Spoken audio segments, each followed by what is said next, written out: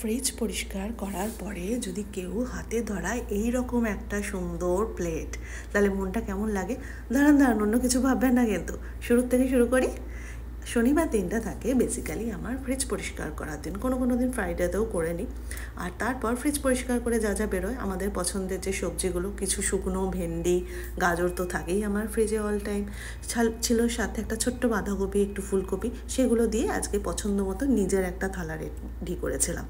এবার আসি থালা থেকে কী আছে। এবার প্রথমে আসি, প্রথমে তো ছিল ভাতই, দেখতেই পাচ্ছেন। তারপরে রেখেছি আমার পছন্দের ভেন্ডি, যেটা আমি কখনোই সর্ষে দিয়ে বানাতে পারি না, যেহেতু আমার বাড়ির 2 জন কোনোটাই সর্ষে দিয়ে বানানো কোনো পদ খান না, এমনি জিরে বাটা আর ধনে বাটা দিয়ে বানিয়েছিলাম।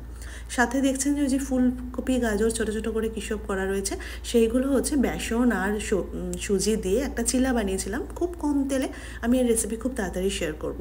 মানে পকোড়া টাইপ বানানোর কিছু চেষ্টা করেছিলাম, সেটাকে প্যানকেক বানিয়েছিলাম, তারপর সেটাকে আরও কুচি করে নিয়ে ওই রকম একটা রূপ ধারণ করেছে আর কি। এবার আসি পুরো প্লেটটা নিয়ে, ওই যে সুন্দর মুসুর ডাল, ধনেপাতা আর কাঁচা লঙ্কা দিয়ে বাটিতে একটা নিলাম। তারপরে রয়েছে ওই যে আলু ফুলকপির যেটা বানিয়েছিলাম প্যানকেক, সেটাকে আবার কুচি করেছিলাম, সেইটা রাখলাম। সাথে রয়েছে ওই যে ভেন্ডি আর আলুর জিরে আদা বাটা সব কিছু দিয়ে একটা মিক্স যা হয়, যেটা মোটামুটি ওনারা খান। আর সাথে সবথেকে পছন্দের স্যালাড গাজর। আর রাখলাম ওনাদেরই পছন্দের দই, যেই নতুন দইটা এনেছিলাম সেটাই রাখলাম আমার নিজের জন্য। একদম হালকা একটা থালি শেয়ার করলাম আজকে আপনাদের সাথে। কেমন লাগলো আমাকে জানান। আসবো আর একটা ভিডিওর সাথে খুব তাড়াতাড়ি। সবাই